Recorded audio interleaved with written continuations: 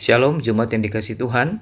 Pagi hari ini kita akan merenungkan satu tema, kebenaran diri versus kebenaran Allah.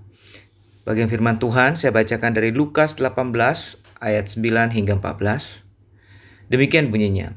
Dan kepada beberapa orang yang menganggap dirinya benar dan memandang rendah semua orang lain, Yesus mengatakan perumpamaan ini. Ada dua orang pergi ke bait Allah untuk berdoa, yang seorang adalah orang Farisi dan yang lain pemungut cukai. Orang Farisi itu berdiri dan berdoa dalam hatinya begini, Ya Allah, aku mengucap syukur kepadamu karena aku tidak sama seperti semua orang lain, bukan perampok, bukan orang lalim, bukan pezina, dan bukan juga seperti pemungut cukai ini. Aku berpuasa 2 kali seminggu, aku memberikan 1/10 dari segala penghasilanku. Tetapi pemungut cukai itu berdiri jauh-jauh, bahkan ia tidak berani menengadah ke langit, melainkan ia memukul diri dan berkata, Ya Allah, kasihanilah aku orang berdosa ini. Aku berkata kepadamu, orang ini pulang ke rumahnya sebagai orang yang dibenarkan Allah, dan orang lain itu tidak. Sebab barang siapa meninggikan diri, ia akan direndahkan, dan barang siapa merendahkan diri, ia akan ditinggikan. Saudara-saudara, dalam kisah ini yang dicatat dalam Lukas pasal 18, Tuhan Yesus memberi sebuah perumpamaan untuk menegur orang-orang yang merasa dirinya benar. Maka Yesus memilih dua karakter yang sangat kontras. Satu adalah orang Farisi, dan yang kedua adalah pemungut cukai. Lalu keduanya datang berdoa di hadapan Allah. Nah, saudara-saudara, siapakah yang akan dibenarkan Allah? Saudara, di dalam pemikiran para pendengarnya pada saat itu, secara logis mereka berpikir maka tentulah orang Farisi itu yang akan dibenarkan karena dia adalah orang yang saleh menurut pengamatan masyarakat pada masa itu. Sementara para pemungut cukai atau si pemungut cukai ini adalah orang yang tidak disukai. Mungkin adalah kelompok orang yang paling tidak disukai di dalam masyarakat karena perbuatan mereka. Nah, saudara, tapi Yesus sengaja memilih dua karakter yang kontras ini untuk mengajarkan bahwa bukan status sosial, status latar belakang keagamaan yang membuat seseorang itu dinilai oleh Tuhan baik atau tidak baik, benar atau tidak benar. Tetapi bagaimana sikap orang tersebut di hadapan Tuhan ketika dia datang di hadapan Tuhan, itulah yang menentukan. Nah, saudara, Yesus menegaskan bahwa pemungut cukai itulah yang akhirnya dibenarkan Allah dan bukan orang Farisi tersebut. Dan mengapa, saudara? Karena pemungut cukai ini datang di hadapan Tuhan dengan sikap yang benar. Sementara orang Farisi ini datang berdoa di hadapan Tuhan dengan sikap yang tidak benar, sikap yang angkuh. Saudara, ada dua kesalahan pada diri orang Farisi ini. Yang pertama, ia datang pada Tuhan dengan memuji dirinya sendiri. Ya, dia memuji segala perbuatan yang dianggap baik pada masa itu dan memuji dirinya di hadapan Tuhan di dalam doanya. Seolah-olah semua kebaikannya itu bukan karena pertolongan Tuhan, bukan karena kemurahan Tuhan, tapi karena usaha dan kemampuannya sendiri. Disinilah dia meninggikan dirinya. Yang kedua, dia bukan saja meninggikan dirinya di hadapan Tuhan, tapi dia juga sempat-sempatnya merendahkan orang lain di dalam doanya. Nah, seolah-olah ia sendiri adalah orang yang tidak mempunyai kesalahan. Padahal kita tahu setiap orang berdosa di hadapan Tuhan dan pastilah dia pernah berbuat salah. Dan Allah tahu semua, bahkan dosa-dosanya yang tersembunyi.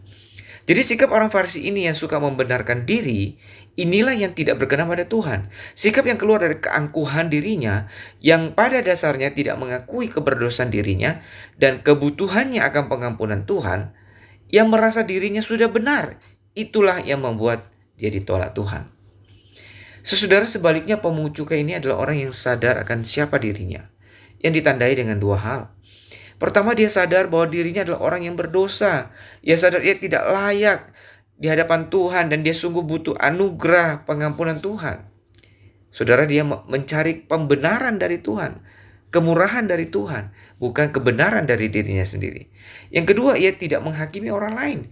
Ia tidak terpikir untuk menghakimi orang lain karena dia tahu dia sendiri orang berdosa. Sikap yang tahu diri dan sadar akan dosanya inilah yang berkenan pada Tuhan. Ia mencari belas kasihan dari Tuhan dan pembenaran dari Tuhan dan bukan dari kebenaran diri sendiri. Saudara, dalam Matius 5 ayat 3 Tuhan Yesus berkata, berbahagialah orang yang miskin di hadapan Tuhan karena mereka yang empunya kerajaan Allah. Orang yang miskin adalah orang yang menyadari kemiskinan dirinya, ketidakberdayaan dirinya di hadapan Tuhan, keberdosaannya, sehingga dia membutuhkan anugerah Tuhan. Dia datang dan mencari belas kasihan dan pengampunan Tuhan. Allah berkenan dengan sikap orang yang demikian, yang tahu diri, yang sadar akan dosanya, yang membuat dia datang pada Tuhan, mengakui segala dosa dan kesalahannya, dan memohon anugerah Tuhan. Saudara, sebagai refleksi kita, bagaimana sikap kita selama ini saat kita datang di hadapan Tuhan? Baik ketika kita datang beribadah di gereja pada hari Minggu, maupun ketika kita datang berdoa di hadapan Tuhan setiap hari. Adakah kita datang dengan satu sikap yang merasa diri sudah baik, sudah benar, dan tidak membutuhkan lagi anugerahnya? Ataukah kita sadar bahwa diri kita adalah orang yang sesungguhnya penuh dengan kelemahan? Kita masih berbuat salah, kita masih bisa jatuh dalam dosa, dan memang sesungguhnya kita bisa berdosa dalam keseharian kita. Karena itu kita selalu butuh anugerahnya, pengampunannya, belas kasihannya. Dan kita selalu menjadi orang yang siap dibimbing oleh Tuhan, dikoreksi oleh Tuhan, dan diluruskan jalannya. Dan bagaimana sikap kita dalam menilai orang lain? Adakah kita menjadi orang yang suka menghakimi orang lain seperti orang Farisi itu yang bahkan menghakimi orang lain di saat dia berdoa? Ataukah kita mau memahami kelemahan orang lain, menerima keberadaannya apa adanya, dan secara positif memberi nasihat yang membangun sebagai sesama orang yang hidup dalam anugerah Tuhan? Saudara, yang manakah kita? Adakah kita datang dengan sikap seperti orang pemungut cukai yang orang berdosa itu, yang datang dengan kesadaran diri dan mencari anugerah Tuhan? Ataukah seperti orang Farisi yang merasa diri benar dan membenarkan dirinya sendiri dan merasa tidak butuh anugerah Tuhan? Kiranya Tuhan menolong kita agar kita senantiasa membuka hati kita untuk mencari Tuhan dengan kerendahan hati, untuk dibimbing oleh Roh-Nya, dan siap untuk dikoreksi oleh Tuhan. Sehingga setiap langkah kita pun juga berkenan di hadapannya, dan hidup kita dapat sungguh menyenangkan hati Tuhan. Tuhan memberkati kita. Amin.